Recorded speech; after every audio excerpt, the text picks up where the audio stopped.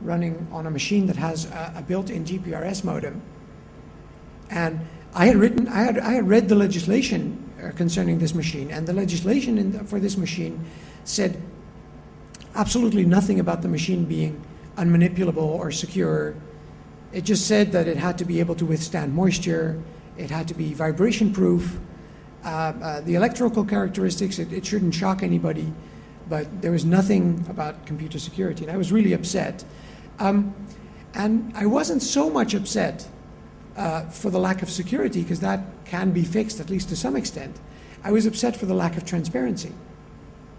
If you have elections and you have a ballot box, and if you propose to replace that ballot box by a new mechanism where the ballot box is still there, but then in the evening when the polls close, a company picks up all the ballot boxes, takes them to their company headquarters, and then using a secret method that we cannot know about, that is trade secret, well protected, they count the ballots, and they come out a little later, very, very soon, they come out with a note that has the results. Everybody would realize, if this was a paper ballot system, everybody would realize that's completely unacceptable for an election. The whole point of an election is that it's observable. Yet with computers, if you sprinkle the magic dust of, it's a computer, it's modern, it has cryptography, that's even more powerful fairy dust. If you sprinkle the fairy dust, then all of a sudden the problem of transparency was meant to go away. In fact, I got so upset that we decided that, there's not just me, a bunch of friends, we decided that this was the one and only time that we were going to be voting on computers, no matter what it took. We were very, very angry. So I spent 3 years of my life, basically until last year, getting rid of voting machines. Most of my country, this is the machine that had like 7 or 8% of the market. The other 90% of the market, because all of Holland, we were the last city to switch, all of Holland was using electronic voting, and the rest of the country was using an older machine. This is the NIDAP ES3B, which is a 68,000 system with a 4x40 LCD display and very large foil keyboard. It's only using a fraction of the keys that are below there are actually mapped for this small election that we set up. As you can see, it's standing on a table in somebody's house. That's actually my office, and it's my table, and it shouldn't be there. We, of course, claimed that these computers were insecure and that the transparency was lost. And we quickly discovered that nobody really understood the transparency argument, which is really, really scary if you think about it. Nobody really understood the transparency argument, but the security argument was really, really important for people. We felt that we should win on the transparency argument. This can be won just by explaining that this is wrong. No, you can't win something by explaining that this is wrong. You need to show that it's insecure. Why? Computer security is a sexy subject. The media likes it, people want to read about it, there's an insatiable demand for stories about computer security. And Val Holland, one of the founders of the CCC, the Chaos Computer Club in Germany, had already told me in the 80s that you can use that media attention to wrap political messages that are about something completely different. You can wrap messages about privacy, which is something I've been doing for 20 years. You can wrap messages about anything else in stories about computer security. Slip the message sort of in another story, which is, I think, what a lot of hackers have resorted to over the past 20 years. So anyway, we found that we couldn't win on the transparency argument, and we had to go for the security problem. Of course, we didn't have any of the voting machines to prove that they were insecure, and the manufacturer, we made the argument, look, this is a computer. It can count the votes honestly, surely it can, but it just as easily can count the votes dishonestly, or it can be used to play chess against. And the manufacturer did something really stupid. He said, chess? No. Our machines can't play chess, really. They're single-purpose, dedicated machines. They can't play chess. We started a major project to find out, there's 500 municipalities in Holland, and we found out which ones had recently merged or had something else happen to their structure, so they might have surplus voting machines. And we called all of them. There's like 50 municipalities we called. saying that we were a company that had their own elections and we wanted this machine because this ballot stuff was all too complicated. And of course, these municipal people, they agree ballot stuff is all way too complicated, the paper stuff, well, yeah. So we wanted to buy the machine. And one municipality sold us 2 machines and the box to read the memory modules from them. So we now had the machine. In a process that was a very, very intense 5 weeks, we completely reverse engineered the machine, so found out everything there was to know about it, wrote an I/O library for it, so we didn't have to use any of their code, took a chess program, Tom Garrigan's Tiny Chess, and modified it so it would run in 4 kilobytes of RAM, which is really, really little for chess. Modified it so it became an even lousier chess player. But you could play against it so that we could show, we actually used, I don't have that picture here, but we actually used that board as the chess board. So you could press the button underneath the right chess fields to move your piece. So we made it a little bit fancier than entering the move. So it would also look good in the press. And we also programmed it so that it would count dishonestly. But it would only do so if it was a real election, if it lasted long enough, if there was enough votes cast. It would steal proportionally from all the other parties a given percentage and give it to one party, but it would never steal a party's only vote, so that if you voted for something and you were the only one, you would still see your vote. So it was fairly smart about stealing the votes. And we demonstrated both things at a press conference 5 weeks later, a month before the elections, which got really a lot of press attention. It got government commissions appointed to find out how we'd gotten into this mess. It got the realization across that we needed to get rid of these machines. I could talk for 2 hours about this whole electronic voting movement, which I won't. Suffice it to say that it's a really big movement. It's worldwide. It's very necessary because the movement to make elections intransparent is all over the world. Governments want to introduce electronic voting.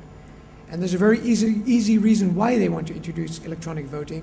It's the easiest and policy cheapest way to be seen as modern for a government. If you, in any other kind of e-democracy, any kind of involves empowering people, it involves sharing information, it involves interacting with people in a different way, speeding up processes. It involves things which are very painful for governments, changing processes, renegotiating things with stakeholders. Electronic voting is the government's dream.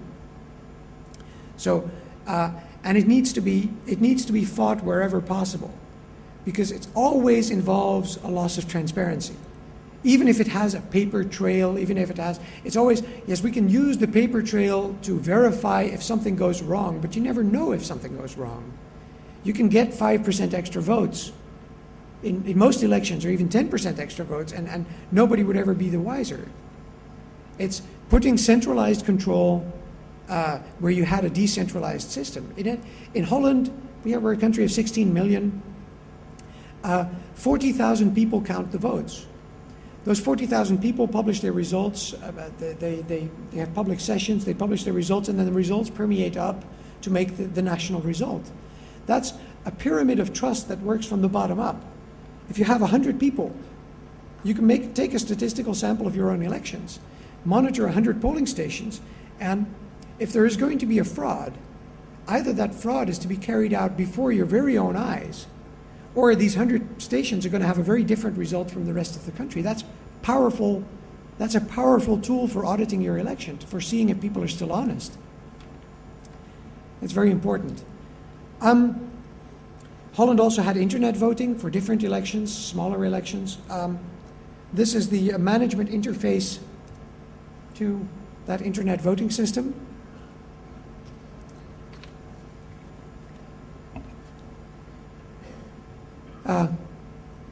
With this interface, you could log in, stop the election, start the election, upload a new electorate, do all sorts of really, really unwanted things. Okay, which brings me to the role of hackers in the world, politics. Let's analyze the world of today for a moment. The Chinese have a curse that says, "May you live in interesting times." And I think we are looking at interesting times ahead. The next few decades are going to be very interesting. We're approaching the end of the oil age without too much hope for a soft landing. In many areas, we'll be facing resource problems of some kind. Atmospheric CO2, sea level, both exceeding what used to be the worst case in the 2004 IPCC reports. So there's major climate impact. And as far as climate change is concerned, people in the tropics carry the brunt of that in terms of impact. Simply put, worldwide, it looks as if the party's over. It looks as if this couple of hundred years of rapid and unchecked growth are over, and the world is going to have to readjust at the very least. Things are going to be changing, dynamic, and at least more chaotic than they are today. Something else about today's world is unprecedented. Governments of anything larger than a small village have never before in human history had the ability to acquire and process in real time data about where everyone is and what they're doing. That's never existed. That ability has never before existed. Couple these two developments to the deployment pretty much anywhere on the planet of laws and regulations to tear down walls between information that government has and to tear down restrictions on government power in the name of terrorism, in the name of whatever. I'm from a European country that has a long and democratic tradition, so having governments with pretty much unchecked power is much more normal to many of you than it is to me. But things will change and things will become more chaotic. The hacker community has always known about the dangers of this. We've known the word SIGINT. We understand data mining, at least from sort of a theoretical standpoint. We know about the cost of a petabyte. And we know how much you can store in a petabyte. We know full well that at the present rate, 10 or 20 years from now, there will be very, very literally no place to hide. Many hackers, including myself, have made a point of telling others about these dangers. And then we went on to demonstrate how clever we were. We broke into systems that were said to be unbreakable. And we generally showed that the emperor was not wearing any clothes, which I'm not knocking. This is a good thing to do. It creates better systems. It's useful in and by itself. The information world could not exist without the role of hackers showing that things were insecure. But back to what happens if governments really turn bad on us, the totalitarian state. World War II is recent enough in European and world consciousness. Our collective consciousness has sort of a concept of what evil totalitarianism means. Most people have thought about it, and they've thought about what they would do if the regime were ever to turn murderous and crazy and completely out of control. Most people like to think of themselves as resistance heroes. I'm going to be saving lives, destroying the dictatorship in the end. In reality, most people continue living their lives and they just move forward to the point where they take action, a little bit at a time. It's like, yeah, but it's not as bad as, and it's not, they'll just move forward at this point. Fortunately, resistance movements of any kind don't need that many people. They don't need to be very large to be effective. Resistance, if you think about it from a very abstract point of view, is about logistics. It's about discussing strategy with like-minded people, spreading opinion and facts, moving around money or supplies for refugees, fighters, whatnot, planning and executing clandestine operations, organizing armed resistance, just to name a few things. This is what everybody has thought about, at least theoretically, for when the situation really turns totalitarian. If you can't do that without being seen, there's no point in resisting. And most people realize that they can be seen. Most people realize that the structures that have been built do not allow for the type of resistance that used to be. So how do people reconcile this with this resistance hero image that they have in their mind of what they're going to do if the situation turns sour? What they've done is they've incorporated us into that vision. We, the hacker community, have a role in that vision, as the hackers will simply turn that all off. we'll just insert a virus. We'll just